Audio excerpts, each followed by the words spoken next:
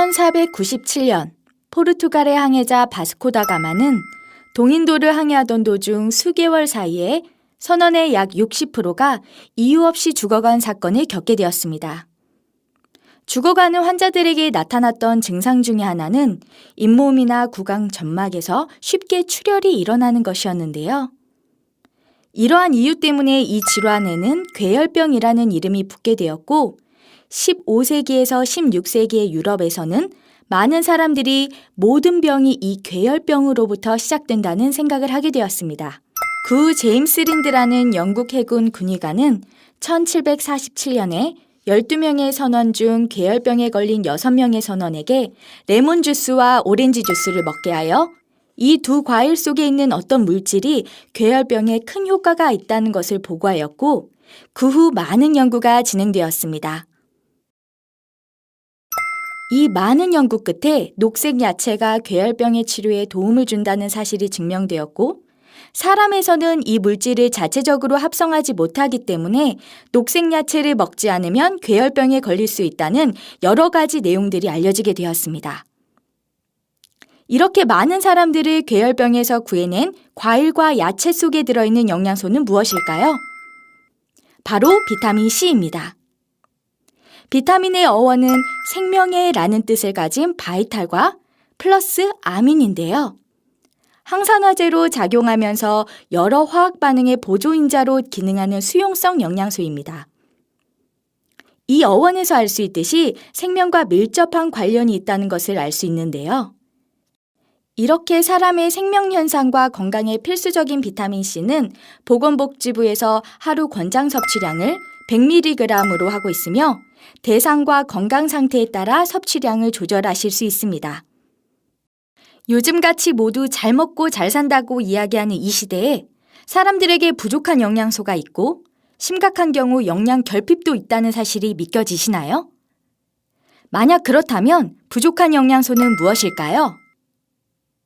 2015년 보건복지부 결과에 따르면 한국인에게 부족한 영양소 5가지가 밝혀졌는데요. 역시나 권장량 미만 섭취자의 비율이 가장 큰 영양소는 칼슘이었습니다. 한국인 10명 중에 7명에게 부족하다는 것이죠. 그렇다면 두 번째로 부족한 영양소는 무엇일까요? 바로 놀랍게 비타민 C였습니다.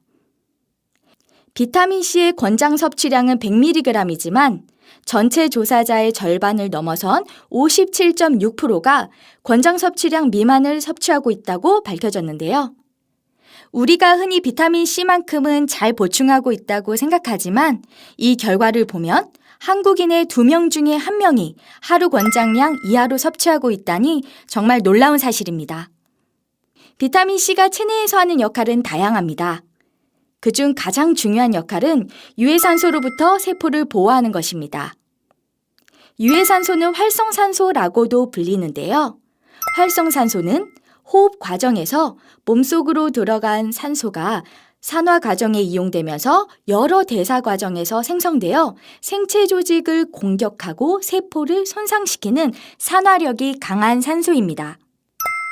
현대인의 질병 중 약 90%가 활성산소와 관련이 있다고 알려질 만큼 건강관리를 위해서는 반드시 이 유해산소로부터 세포를 보호하는 체내 작용이 활발하게 이루어져야 합니다. 잘못된 식생활과 대기오염, 스트레스로부터 만들어지는 이 체내 유해산소는 인체의 항상성을 깨트리며 세포의 기능을 떨어뜨리는 이유가 되는데 바로 이 유해산소를 비타민 C가 제거함으로써 산화적 손상을 방지합니다. 뿐만 아니라 비타민 C는 콜라겐의 형성에 기본 물질로 작용하고 신경 전달 물질 카르니틴 등의 합성에 관여합니다. 또한 철을 환원시켜 소장에서 흡수가 잘 되도록 하고 산화된 비타민 E를 환원시켜 재활용함으로써 비타민 E의 항산화 기능을 증가시킨다고 알려져 있습니다. 비타민 C가 부족하게 되면 콜라겐 합성이 방해되어 괴혈병 증상이 나타나며 그 결과 결합 조직의 변화가 생겨 연골과 근육 조직이 변형되기도 하고 혈관이 약화되어 부신출혈 증세가 나타나기도 합니다. 이 비타민C는 포유동물이나 식물은 포도당으로부터 비타민C를 스스로 합성하여 사용할 수 있으나 사람은 비타민C를 체내에서 합성할 수 없습니다.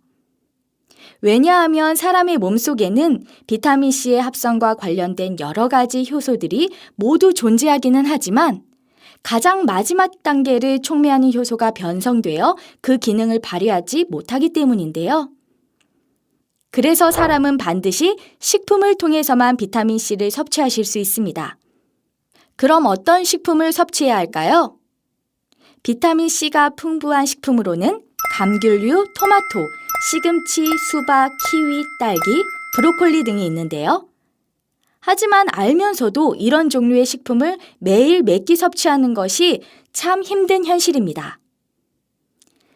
그런데 위의 음식을 많이 먹는 것 같지만 체내에 비타민C가 부족한 이유는 또 무엇일까요? 왜냐하면 시금치, 브로콜리 등 녹색 야채 과일과 같은 식품을 자주 먹더라도 더 중요한 것은 어떻게 먹느냐이기 때문입니다. 비타민C는 산화와 고온에 의해 파괴가 되기 쉬우며 가열 조리에 의해 손실되기 때문에 익히지 않은 생채소를 많이 섭취해야 합니다. 그래서 많은 사람들이 식품을 통해서 비타민C를 섭취하며 건강기능식품으로 비타민C를 섭취하실 때도 자연 유래 비타민C인지 확인하고 있습니다. 요즘 서점에 가서도 비타민C와 관련된 많은 책을 쉽게 찾아보실 수 있을 텐데요. 그중 브라이언 R 클레멘트 저자의 천연대 합성, 똑소리 나는 비타민 선택법이라는 책에는 천연 유래 비타민과 합성 비타민의 차이에 대하여 설명하고 있습니다. 내용 중에는 천연 유래 비타민에는 영양소, 효소, 조효소, 항산화제, 미량 원소가 함께 포함되어져 있어 유익하며 이스트 테네시 주립대학교 영양연구원 소장인 로버트 아커프 교수는 천연 비타민과 합성 비타민을 비교한 연구 결과 30건을 토대로 천연 비타민의 생체 이용률과 활성도 면에서 합성 비타민보다 최소 2배 이상 건강에 좋다는 결과를 도출하였습니다. 그리고 비타민C의 보고인 인디안 구스베리를 추천하는 내용도 포함되어져 있었는데요. 이런 서적을 통해서 자연에 가까운 식품으로 비타민C를 섭취하는 것이 건강에 좋다는 것이 알려져 있습니다. 요즘 금방 피곤을 느끼고 지치시는 분들, 피부가 거칠고 스트레스가 많은 분들, 너무 먼 곳에서 해결책을 찾으려고 하지 마세요. 의외로 해결책은 가까운 곳에 있습니다. 내 몸이 원하는 건강한 식품을 통한 비타민C의 섭취로 생기 있는 변화를 느껴보시기 바랍니다. 이상 정다운 강사였습니다.